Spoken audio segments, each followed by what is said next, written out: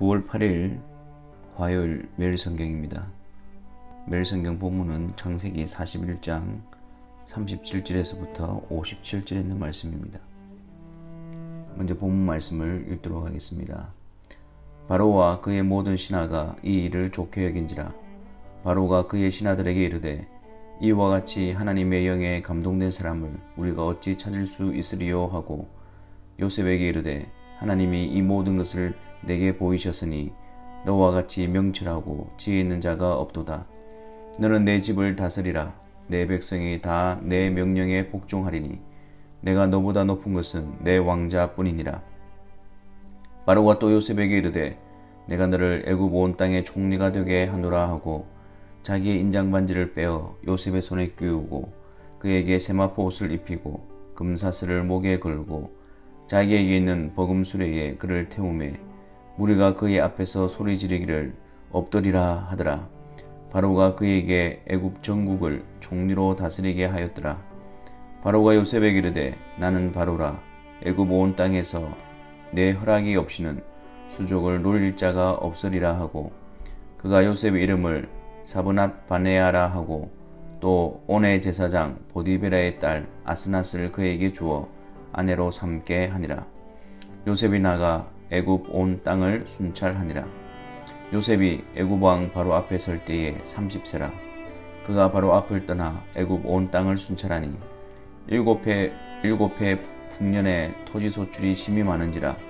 요셉이 애굽 땅에 있는 그 7년 곡물을 거두어 각 성에 저장하되 각 성읍 주위의 밭의 곡물을 그 성읍 중에 쌓아두매 쌓아둔 곡식이 바다모래같이 심히 많아 세기를 그쳤으니 그 수가 한이 없음이었더라. 흉년이 들기 전에 요셉에게 두 아들이 나되 곧 온의 제사장 보디베라의 딸 아스낫이 그에게 낳은지라. 요셉이 그의 장남의 이름을 므낫세라 하였으니 하나님이 내게 내 모든 고난과 내 아버지의 온 집 일을 잊어버리게 하셨다 하미요. 차남의 이름을 에브라함이라 하였으니 하나님이 나를 내가 수고한 땅에서 번성하게 하셨다 함이었더라. 애굽 땅에 7해 풍년이 그치고 요셉의 말과 같이 7해 흉년이 들기 시작하매 각국에는 기근이 있으나 애굽 온 땅에는 먹을 것이 있더니 애굽 온 땅이 굶주림에 백성이 바로에게 부르짖어 양식을 구하는지라. 바로가 애굽 모든 백성에게 이르되 요셉에게 가서 그가 너희에게 이르는 대로 하라 하니라. 온 지면에 기근이 있음에 요셉이 모든 창고를 열고 애굽 백성에게 팔세. 애굽 땅에 기근이 심하며 각국 백성도 양식을 사려고 애굽으로 들어와 요셉에게 이르렀으니 기근이 온 세상에 심함이었더라. 아멘. 바로는 요셉에 대하여 하나님의 신에 감동한 사람이라고 하며 또 바로와 그의 신하들이 요셉을 애굽 온 땅의 총리로 세우는 일을 좋게 여깁니다. 여기서 바로는 요셉이 하나님의 신이 함께하고 하나님이 모든 것을 보이셨다는 사실을 어떻게 알았을까요? 요셉이 그렇게 고백하고 말했기 때문입니다. 우리는 하나님의 백성들로서 하나님에 대한 신앙을 고백하고 하나님에 대해 선포하는 자들입니다. 우리의 말과 마음과 행동에 있어서 하나님을 선포하는 기회와 도구가 되어야 합니다. 우리는 하나님을 선포하고 우리는 하나님이 함께 하심을 드러내는 자들임을 잊지 마십시오. 이것은 세상적 성공이나 번영을 말하는 것이 아닙니다. 거룩하신 하나님이 함께 하심으로 드러나는 모습을 의미하는 것입니다. 하지만 여기서 중요한 차이를 발견하게 됩니다. 본문에 보면 요셉은 바로에게 하나님에 대해서 유일하신 하나님으로 말했지만 바로는 요셉이 말한 하나님을 여러 신들 중에 하나로 생각했습니다. 단지 요셉이 섬기고 요셉에게 초자연적인 통찰력이나 탁월한 지혜를 주는 어떤 영적 존재로 인식하고 있었습니다. 같은 이름을 고백한다 하더라도 어떤 사람에게는 하나님에 대한 참된 고백이 담겨져 있고 어떤 사람에게는 그저 우상이나 다른 신들 중 하나로 인식하기도 합니다. 우리가 고백하는 하나님은 어떤 분이십니까? 요셉이 고백한 것처럼 유일하시고 참되신 하나님이신가요?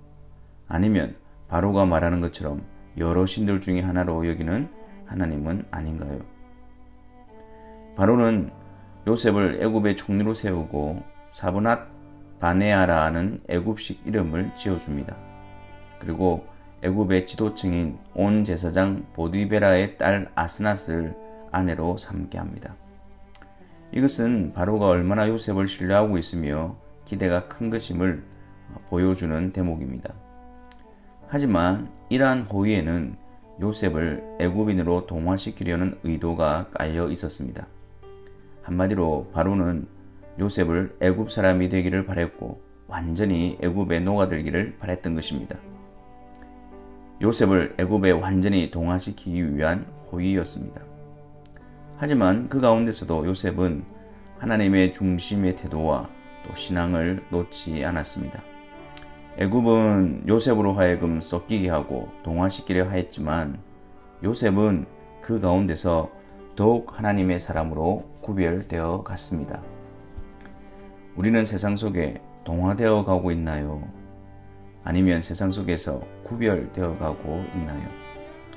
나의 모습은 세상 가운데서 무엇을 닮아가고 있으며 어디를 향해 나아가고 있나요? 세상 속에서 동화인가요? 아니면 구별인가요? 요셉은 애굽의 총리였지만 그는 그 자리에서 최선을 다했습니다. 모든 것을 주관하시고 통치하시는 분은 하나님이시기 때문에 하나님 앞에서 그 자리에 세워주신 그 하나님께 성실과 최선을 다한 것이었습니다. 애굽의 총리로서 하나님의 뜻에 순종하며 하나님의 뜻을 이루는 자로 구별되어 갔던 것입니다. 우리가 선 자리, 그 자리에서 범사에 하나님을 인정하며 하나님의 뜻을 구하며 하나님 앞에서 성실과 최선을 다하는 자들이어야 합니다. 이 애굽이라는 것이 우리의 게으름과 나태함의 이유가 될 수가 없고 또 이 애굽이라는 것이 이 세상과 동화되어가는 이유도 될 수가 없습니다. 그 선 자리에서 하나님의 뜻을 구하며 하나님 앞에서 최선을 다함으로 그 속에서 구별된 하나님의 백성들로 세워져야 합니다. 요셉은 그곳에서 두 아들 므낫세와 에브라임을 얻게 됩니다. 그리고 7년 풍년이 끝나고 7년 흉년이 시작됩니다. 온 지면에 기근이 있게 되자 풍년 때 쌓아두었던 곡식 창고를 열고 애굽 백성에게 팔고 각국에 있는 백성들도 양식을 사기 위해서 애굽으로 와서 요셉에게 나오게 되어집니다. 하나님께서는 이 기근을 통해서 야곱 가족을 요셉에게로 나오게 하실 것입니다. 우리 안에 일어나는 모든 상황 속에서 우리가 주의 뜻을 구하며 주의 섭리하심을 믿음으로 우리의 말과 마음과 행동을 조심해야 합니다. 우리는 알지 못하지만 온 세상의 주관자 되시는 하나님께서 그분의 뜻을 이루어 가십니다. 모든 일에 그분이 주권자이심을 인정하며 우리가 선 자리에서 그분의 뜻이 이루어지기를 기도하며 또한 그분의 뜻을 분별하여 순종함으로 그분과 함께 동행하는 삶을 살게 되기를 바랍니다. 기도하겠습니다. 사랑의 하나님, 모든 것의 주관자와 통치자가 되심을 날마다 믿음으로 고백하는 저희들 되게 하여 주옵소서. 또 그 믿음의 고백과 역사로 말미암아 우리가 선 자리에서 하나님의 뜻을 구하며 하나님 앞에서 최선을 다함으로 구별된 하나님의 백성으로 세워지게 하여 주옵시고 하나님의 뜻을 이루어가는 그 복된 현장에 귀한 도구로 세워지는 모든 성도들이 되게 하여 주옵소서. 예수 그리스도의 이름으로 기도하옵나이다. 아멘.